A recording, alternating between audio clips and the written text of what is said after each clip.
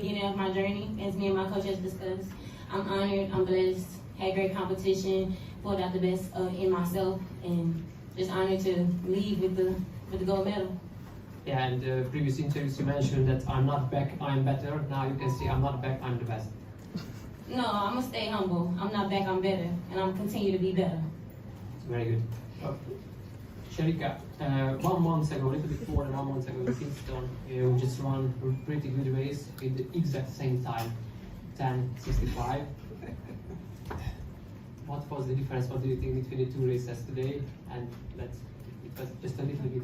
I definitely have to go back and look on tonight's race. As I said, I think I executed as best as possible. Coach and I would have to discuss what I did. I can't tell you what I did different from what I did in Jamaica.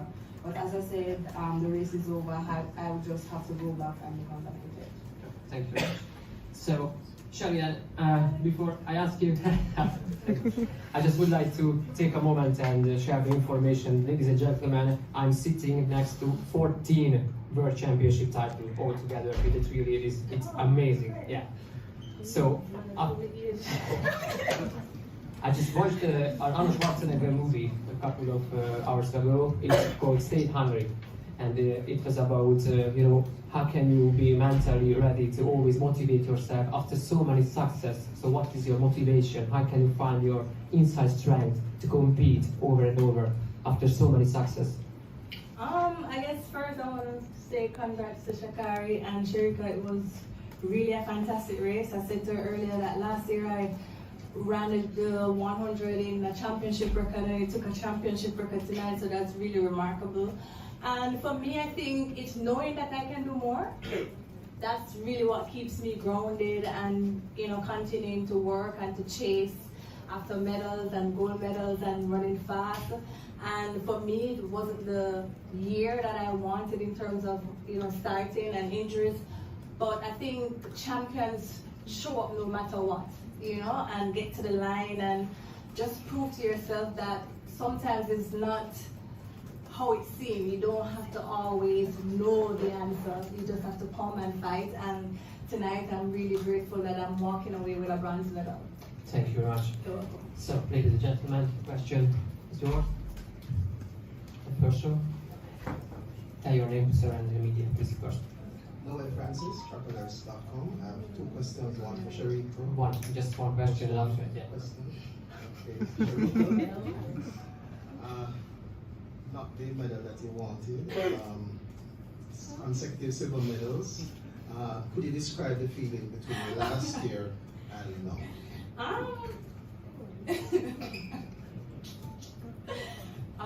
Firstly, I get a medal, so I'm grateful. For me personally, I think, as I said, I haven't watched the race. I have to go back to watch the race. I don't know the difference between last year and this year. I got a little faster, as I said a couple of days ago. I just wanted to put together a good 100. I think tonight I did pretty good, not as I wanted to, but I still walk away with a medal, so I'm grateful. Sir? Thanks, ShaCarri. Please, your name and media. My name's Eddie Pells. I'm from the AP. You've got a lot of fans out there who have kind of lived and died with you over the last couple of years. What's the thing they should get out of watching you succeed like this? I would say never give up. Never allow media, never allow outsiders, never allow anything but yourself and your faith to define who you are. I would say always fight, no matter what, fight. Yeah. How hard was it to do that? Sorry, one question at a time. Don't with that microphone. Next round. Yeah.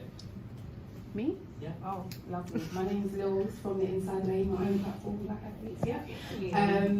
My question is for you, ShaCarri, because I think your journey and your turnaround has taught even me, a big adult, about compassion, empathy, and allowing people to grow. Because I think when we get older, we forget that we also made mistakes when we were younger. So talk to me about the journey from then to now and the importance of the message that you're putting out right now. I would say this journey for me, from since I first, came on the professional level to now, is just knowing that no matter what happened, you never lose sight of yourself, never lose sight of your faith. Always remember why you started.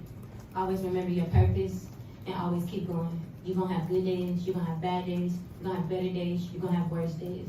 But you live to see tomorrow. Every day the sun don't shine, but that's why I love tomorrow. That's it. All right. Come on, Glorilla. Mike Finch from Runners World Magazine, just right in front of you here. Tell us about your mindset in such a competitive race before the final stage. You didn't have such a great time in the semi-finals. Were you nervous, and just tell us what your mindset was in the last couple of minutes before you started the final? Well, thank you for mentioning that I didn't have a great time. I think that was already obvious. But I would say going into finals, just knowing that qualifying, surviving each round, getting into the final round, knowing that all the heavy hitters are going to bring their best A game. So it helped me pull out my best A game for myself as well. Sitting next to Little League legends, it feels remarkable. I just know in my mindset I had to come with it, because they gonna come with it. So I was prepared, and I'm grateful. Before the next question, I would like to kindly ask all the journalists, please just mute your mobile phone. Please respect the athletes. Thank you very much. Next question. Question, Anderson Emerald, the final leg here. So question for ShaCarri. Just talk about the support system you have between your coach, your family, your training mates and all that. Like, what's the support that, has helped you to get here? I would say the support that I have from my coach, to my family, to supporters, to haters. I really say all of that motivation has brought me to this moment. It helped me prevail, it helped me overcome, and it helped me get through. So without them, without my big mama, without my babies, without my family, I wouldn't be here. So I'm grateful to have that support and continue to have that support as I go forward. Thank you, guys. Hi, my name is Fencho. I'm from Ghana, Africa. My question is to Shirley. I was in a mixed zone. One of your good friend, Mary Jose Tali, went by. She was crying, basically. It's the third consecutive championships without a medal for her, and she's been running consistently for such a long time. What words of encouragement do you have for her in terms of the journey she's had up to this point? It's tough. I think it's really tough. We were talking about it outside that, we have been in finals with Marie for such a long time, and as much as you want to win and as much as you're happy to walk away with your medal, because that's why you train, that's why you're here. Nobody shows up at the line saying, oh, I want to come fifth, But for me, it really hurts, because I know she's my friend. I know the work, and to be consistently denied of a medal is hard, and it's heartbreaking. And I really hope that she continues to fight, and I really hope her moment comes. She's an amazing athlete. I don't care what medal she did or didn't get. She is an amazing athlete, and she's a phenomenal person. So no medal position defines her. Remember that. Caitlin Hutchison, I work for City of Smack. This one is for ShaCarri, but before I ask you the question, I feel like people have been drilling you with questions, so for a quick second, I want to be able to speak some life into you. I just want you to know that I'm so proud of you. I know I'm not really nobody to you, so it probably doesn't mean too much, but I'm just so proud of the way that you have handled yourself, the way you've grown over the years from LSU to now to be able to finally come out with a world championship medal.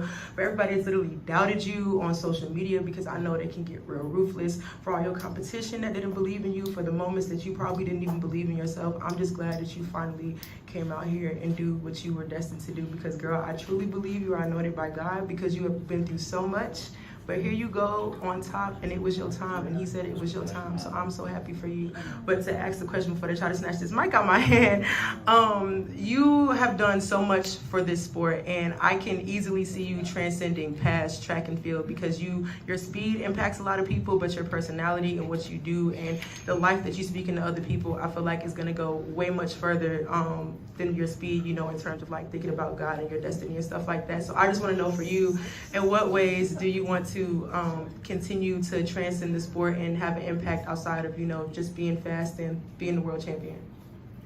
I want to say, you as a black woman sitting here in this room, I appreciate you asking me the question and anointing, giving me that loving right there, represent for us as always. Yes, ma'am. But I would say honestly, I don't even know what to say. It's surreal. I think in the morning I'll probably feel it, but it feels amazing just knowing that not only people see me as an athlete, but they see me as a person. I feel like that's my biggest thing more than anything. I want people to see that it goes beyond an athlete. You bring who you are onto the track. You bring your athlete into your life. There is no separating, honestly. So I'm glad that I can display who I really am. Not my pain, not my sadness. I'm glad to sit here and be happy with whole and just knowing that it all paid off. God got you. All right. 2 more questions. Question for ShaCarri, Rolando.